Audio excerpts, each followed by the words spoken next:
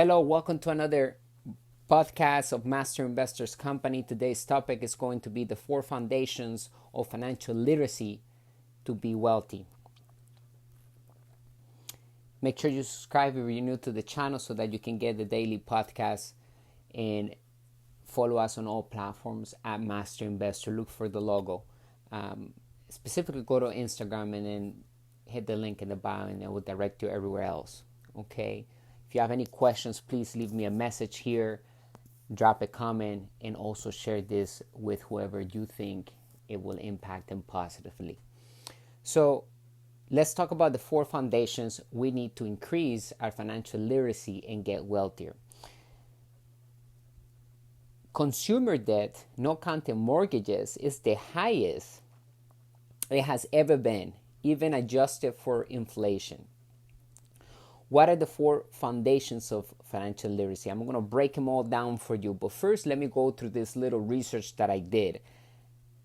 The blog that I created for this specific podcast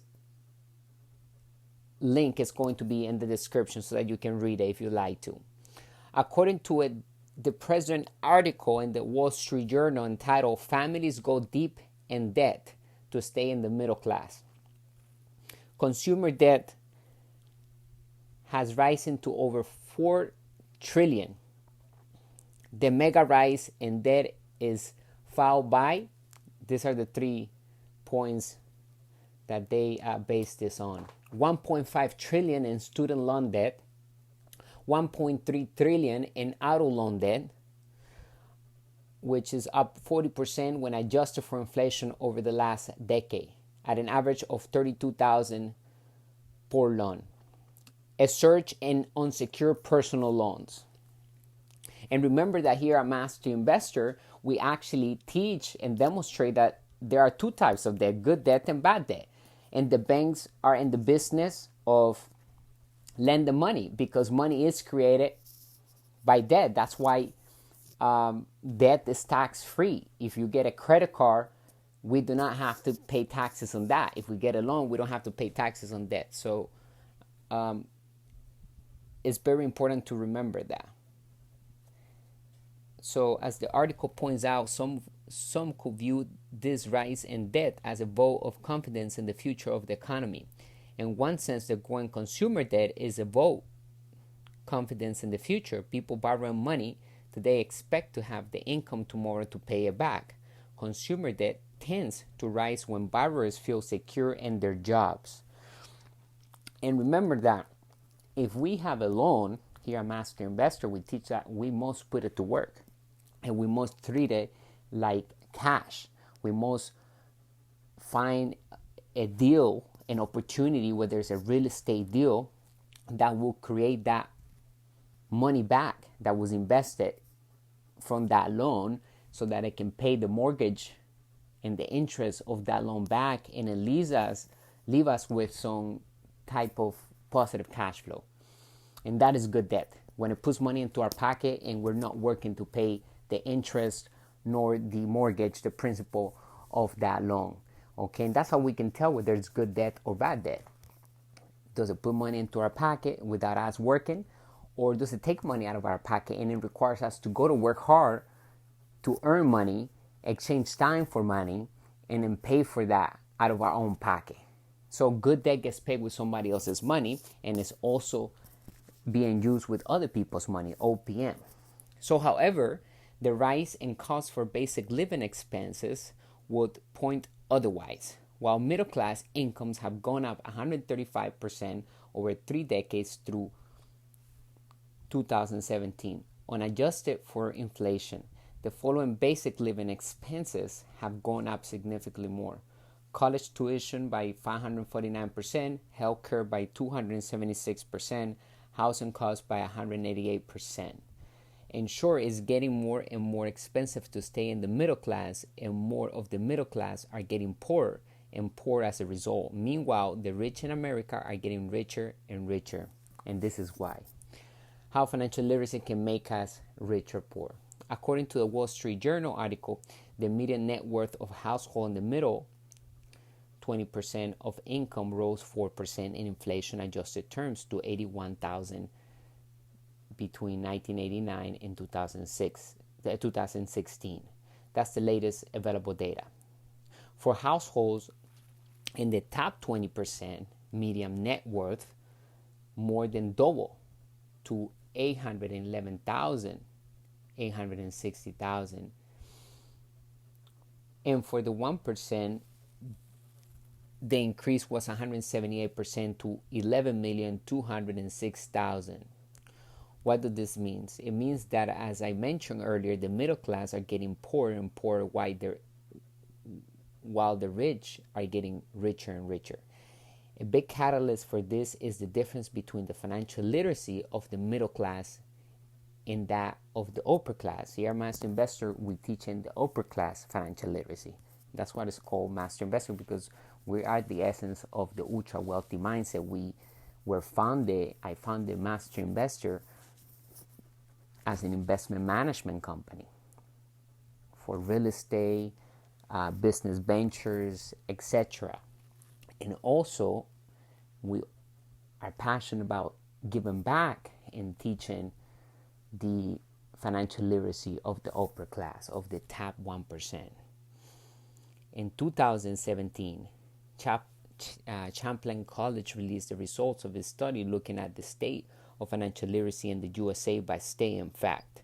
The study methodology looked at, in some cases, 71 different data points in 5 categories: financial knowledge, credit, savings, and spending, retirement readiness, and other spending, and protect and insecure. The results, not good, because at the end of the day, that's not really truly what we need in order to create passive income or cash flow or residual income. That's what ultimately creates wealth, is cash flow and assets. And it doesn't have to be rocket science. The more simple it is, the better the investment is, and the more the bank is willing to lend us the money. And as a master investor, or as an inside investor, because a master investor is an inside investor, someone that knows how to put a deal together and how to find the money, how to raise that money and use as much as other people's money. In fact, a true master investor never uses his own money to invest.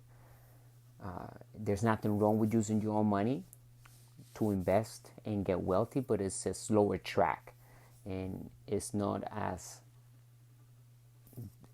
the highest and most sophisticated way to become ultra wealthy. So we're going to stick to the ultra wealthy mindset and the rules and the principles, because that's what everybody here at the community inside of Master Investor is thriving to be. So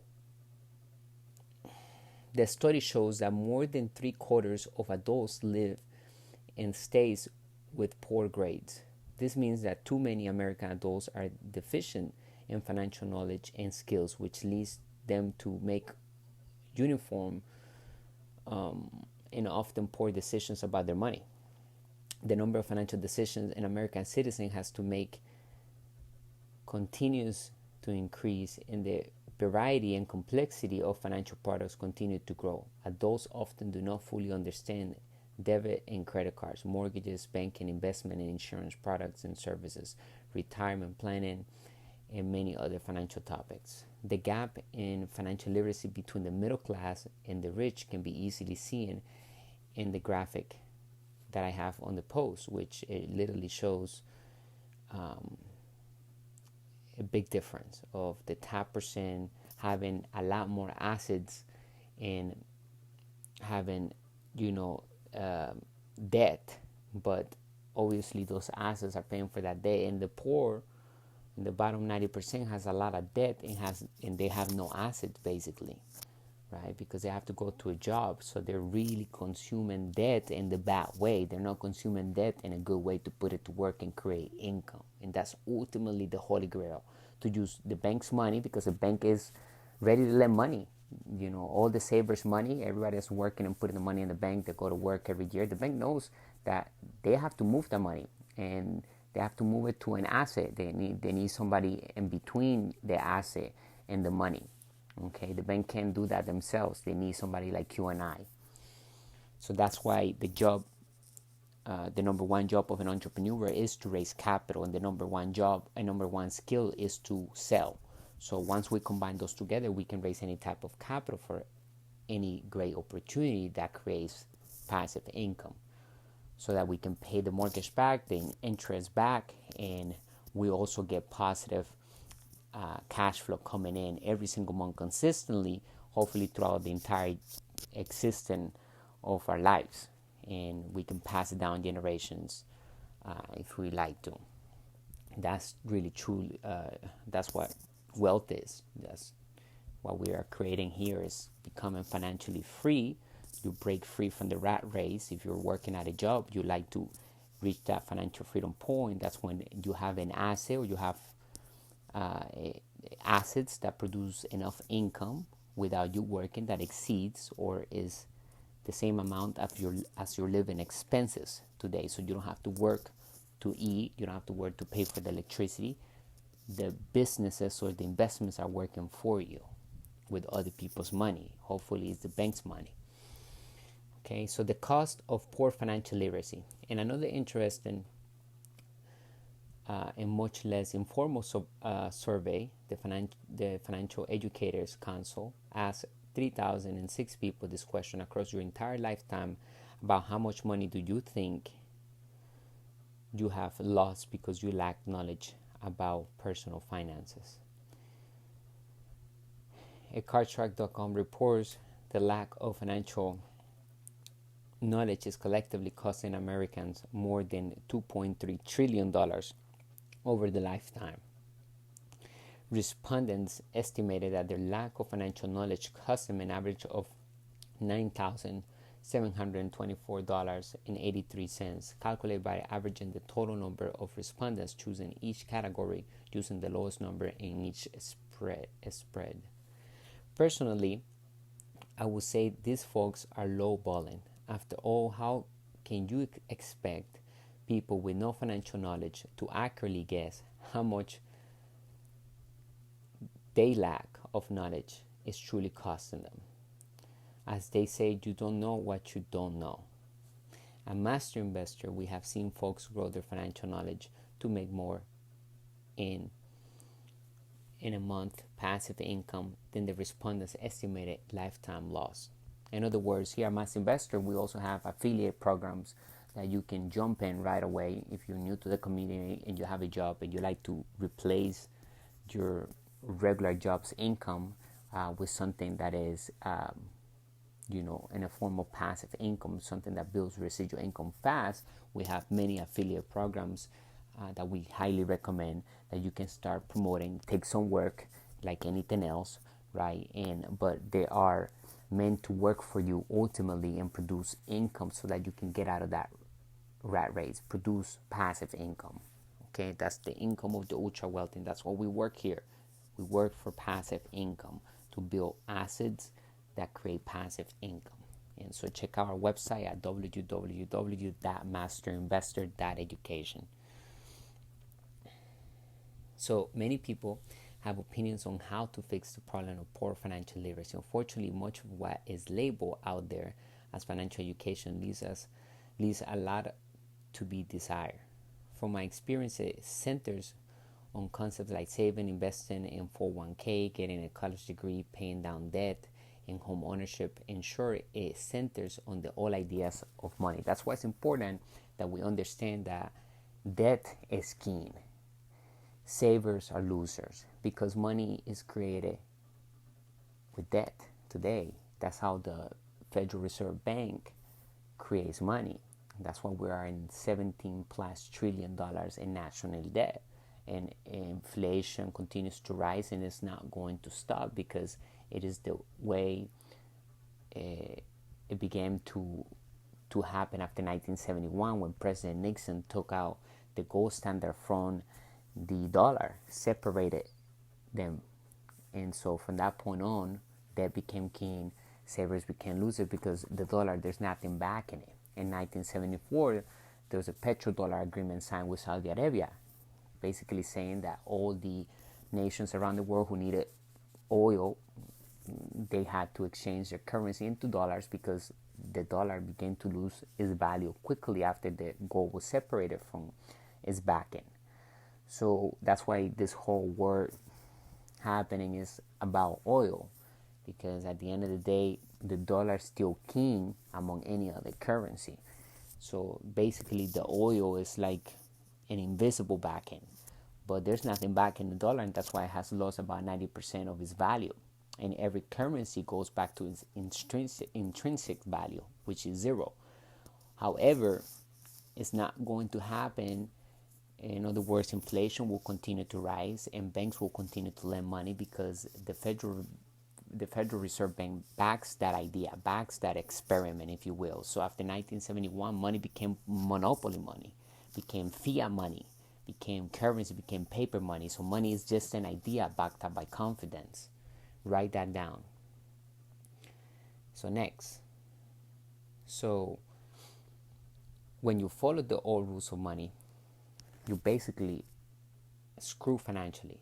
So given the huge cost of financial literacy and the lack of true financial education in America, I thought I would briefly offer what should be the 4 foundations of financial literacy.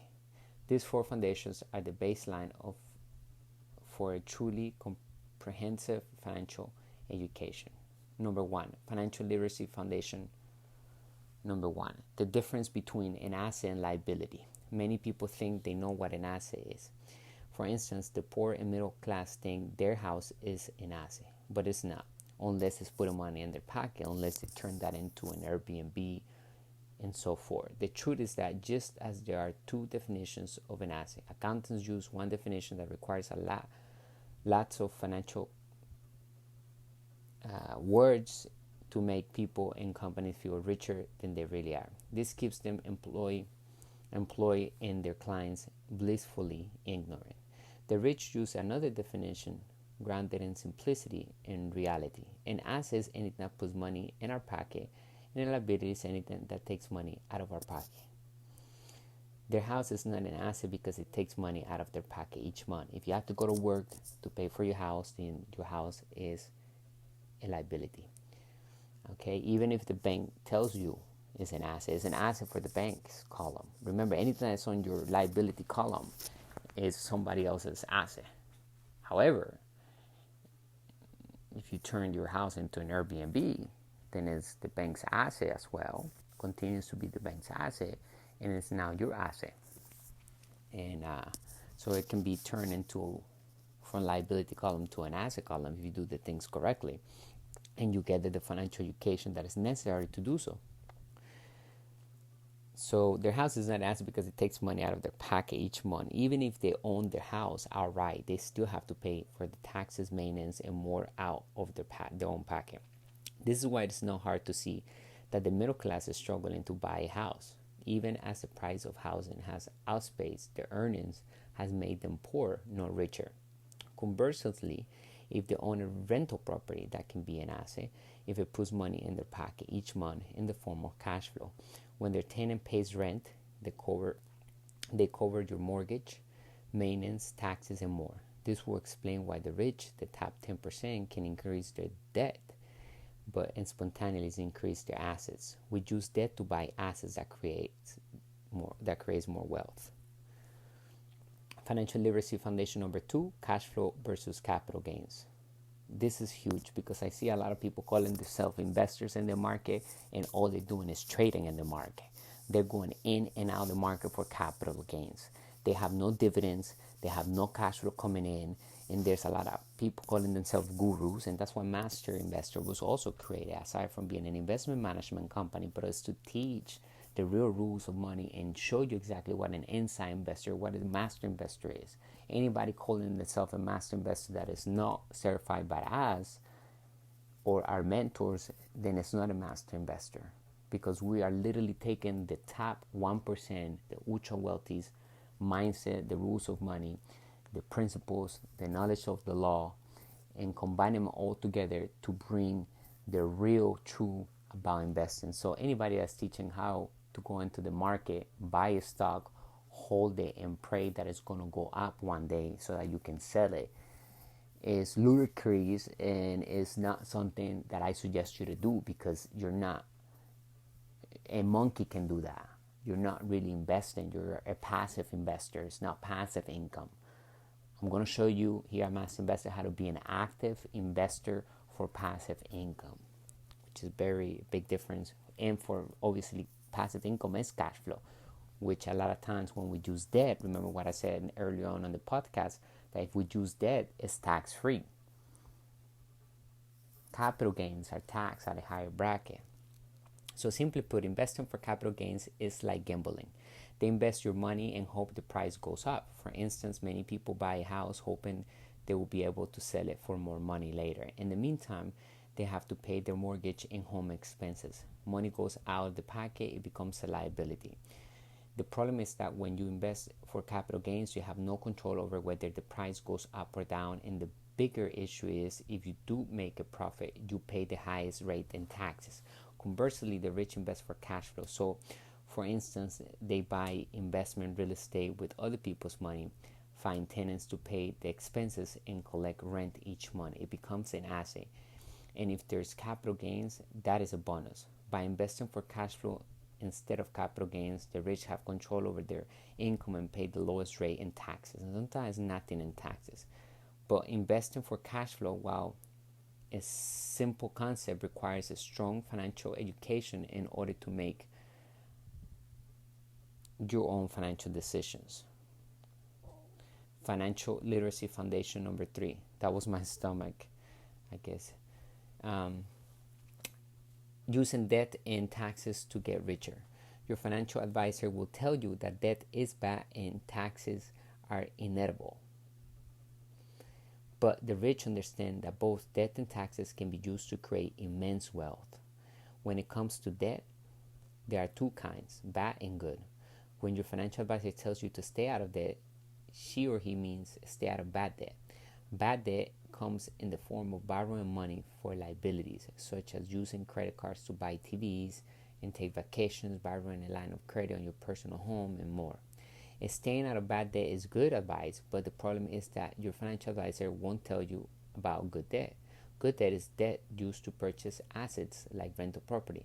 When you use the bank's money to purchase cash flow in real estate, you use less of your own money to secure an asset.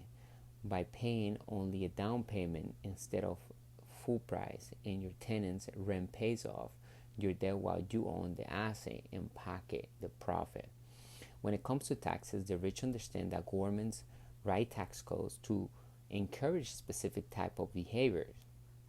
If government wants us to build affordable housing, they give us a tax cut. If they want to encourage oil exploration, they give us a tax cut. If they want to see higher employment, they give us a tax cut. The secret is that most tax benefits are made to help entrepreneurs and investors. With the right financial education, we too can utilize the tax code to not only get richer, but also pay nothing in taxes. Utilizing good debt and getting richer through taxes takes a higher level of financial literacy, but everyone can learn and put these principles into practice. Foundation literacy number 4. Making our own financial decisions. When they are not confident about the knowledge of money, they let others make their financial decisions for them. They let the broker decide how much money should be invested. They let their bank tell them what interest rate is worthy of their money. They follow whatever investing trend is popular in the news. That's why I said earlier on this podcast that master investor is an inside investor, someone that knows how to put a deal together. So we're an active investors for passive income, creating passive income, working for passive income, to acquire an asset, to put a deal together, to find a property, to raise the capital. And if we need to raise it 20%, the bank is lending us 80%, and we go get a credit card to pay for that 20%. We attempt to do everything that we can in our power, legally and ethically, to raise the capital and to sell the opportunity to the bank or the private investors. Okay? So, and that's why here at Master Investor, financial education is at the core of everything that we do, because the more financial education we have and understand from the ultra wealthy, the better decisions we will take with our money, and we will not be afraid to do them because we know exactly what is the best decision when it comes down to being an active investor and actually calling each shot, and not letting other people that don't know anything about money telling you to buy a stock that is going to go up, and all they're doing is predicting the market. That is not how you create wealth. We create wealth by being prepared for any type of market, because an inside investor, master investor, knows that the market goes up and down, and knows how to cash flow from any type of market. The rich don't follow the crowds, right? We set the trends and are going by the time the trends become mainstream. What is our secret? We think for ourselves about money and make our own financial decisions because we have high financial intelligence. The key to building great wealth is having great knowledge to act on and great wisdom to know which course of action is the best. This kind of knowledge and wisdom only comes through a high financial intelligence gained from applying ourselves to financial education. Now, are you ready to increase your confidence about money by increasing your financial education? Are you ready to start making your own financial decisions? Visit our website and choose one of our products. Leave us a comment below. I'm going to leave the link of this blog and this topic of this podcast, because I did a blog and also a video for this. So if you find us on YouTube, you can also see the video. But thank you for being part of Master Investors community, bringing you the good and bad news of money. Knowledge is the new money. It does not take money to make money. It takes knowledge and an idea backed up by confidence. With that being said, let me give you the summary of the four. So the first one was the difference between an asset liability. Number 2, cash flow versus capital gains. Number 3, using debt and taxes to get richer. And number 4, making our own financial decisions, which is becoming an inside investor, which is a master investor. Thank you again for having me, and I'll talk to you on the next one. Stay strong and much love. Bye for now.